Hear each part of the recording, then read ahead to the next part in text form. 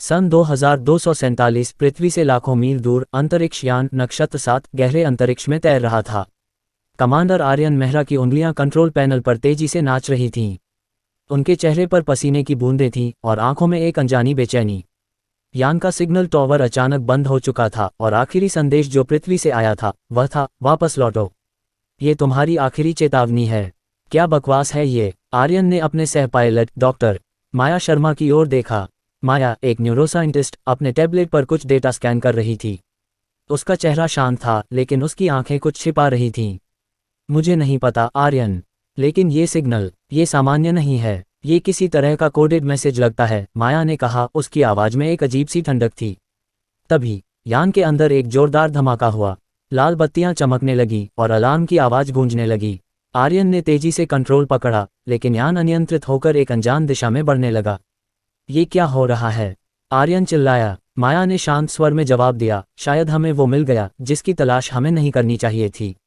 नक्षत्र 7 एक विशाल काले पदार्थ के बादल की ओर बढ़ रहा था। यह बादल इतना घना था कि तारे भी इसके पीछे गायब हो रहे थे। यान का सिस्टम अब पूरी तरह बेकार हो चुका था। आर्यन ने माया की ओर देखा, जो अब भी अपने टैबलेट पर कुछ टाइप कर रही थी। माया, अब समय नहीं है गेम खेलने का।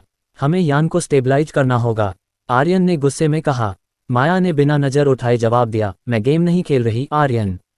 मैं इस सिग्नल को डिकोड कर रही हूँ। ये मानव निर्मित नहीं है। क्या मतलब? आर्यन का दिल जोर से धड़कने लगा। ये सिग्नल किसी एलियन सभ्यता का हो सकता है, माया ने कहा, और पहली बार उसकी आवाज में डर झलका।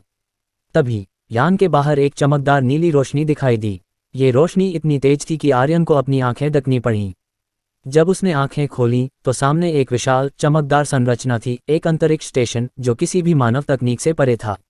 ये क्या है? आर्यन ने हकलाते हुए पूछा।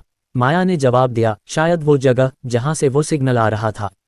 जैसे ही यान उस स्टेशन के पास पहुंचा, एक मैकेनिकल आवाज गूंजी, स्वागत है मानव, तुम्हें चुना गया है। लेकिन ये आवाज न तो बाहर से थी, न ही यान के सिस्टम से।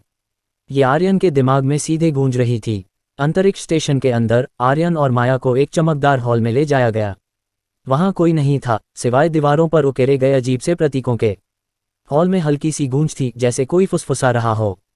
माया, क्या तुम भी ये आवाज सुन रही हो? आर्यन ने पूछा। माया ने नकार में सिर हिलाया। कैसी आवाज? आर्यन को यकीन हो गया कि कुछ गलत है। उसने माया की ओर देखा और पहली बार उसे शक हुआ। माया इतनी शांत क्यों थी? क्या वो सचमुच वही माया थी जिसे वो सालों से जानता था? तभी हॉल की दीवारों पर प्रतीक चमकने लगे और एक हल्की सी छाया उभरी। छाया ने मानव जैसा आकार लिया, लेकिन उसका चेहरा धुंधला था। तुम कौन हो? आर्यन ने चिल्लाकर पूछा। छाया ने जवाब दिया, हम वो हैं जो तुम्हें बनाया। तुम्हारी सभ्यता, तुम्हारा डीएनए, सब कुछ हमारी देन है। लेकिन अब तुम्हारा समय खत्म हो रहा है। क्या मतलब? आर्यन ने पूछा, उसका दिल जोर जोर से धड़क रहा था। छाया ने कहा, तुम्हारी पृथ्वी एक प्रयोग थी और अब वो प्रयोग असफल हो चुका है। आर्यन को अचानक याद आया कि माया ने मिशन से पहले एक अजीब सी डिवाइस अपने साथ लाई थी। उसने उसे बताया था कि ये एक सुरक्षा उपकरण है, लेकिन अब उसे शक हो रहा था। माया, तुम्हें पहले से पता था, है ना? आर्यन ने गुस्से में पूछा। माया ने पहली बार अपनी नजरें उठाईं। उसकी आंखें अब इंसानी नहीं लग रही थीं। वो चमक रही थीं जैसे कोई मशीन। मैं तुम्हारी माया नहीं हूँ आर्यन, उसने कहा। मैं उनकी बनाई हुई हूँ, तुम्हें यहाँ लाने के लिए।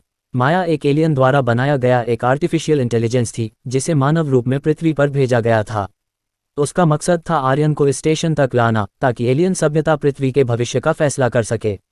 आर्यन को अब समझ आ चुका था कि वो एक बड़े खेल का हिस्सा था। छाया ने उसे बताया कि पृथ्वी को बचाने का सिर्फ एक तरीका है, उसे एक टेस्ट पास करना होगा।